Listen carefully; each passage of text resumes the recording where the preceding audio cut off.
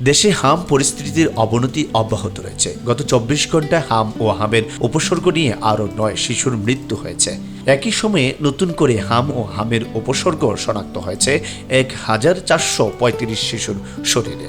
শনিবার দুপুর 2:30টার দিকে স্বাস্থ্য অধিদপ্তরের হেলথ ইমার্জেন্সি অপারেশন সেন্টার ও কন্ট্রোল রুম থেকে এ তথ্য জানানো হয়। শুক্রবার সকাল 8টা থেকে শনিবার সকাল 8টা পর্যন্ত গৃহীত তথ্যের ভিত্তিতে স্বাস্থ্য অধিদপ্তর জানিয়েছে, গত 24 ঘন্টায় সন্দেহজনক হাম রোগীর সংখ্যা ছিল 946 জন। এর মধ্যে 769 জনের অবস্থা গুরুতর বলে ধারণা করা হচ্ছে।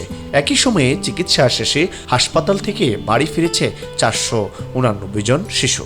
স্বাস্থ্য অধিদপ্তরের পরিসংখ্যান অনুযায়ী গত 15 মার্চের পর থেকে এখন পর্যন্ত নিশ্চিতভাবে হামে আক্রান্ত হয়ে 61 শিশুর মৃত্যু হয়েছে।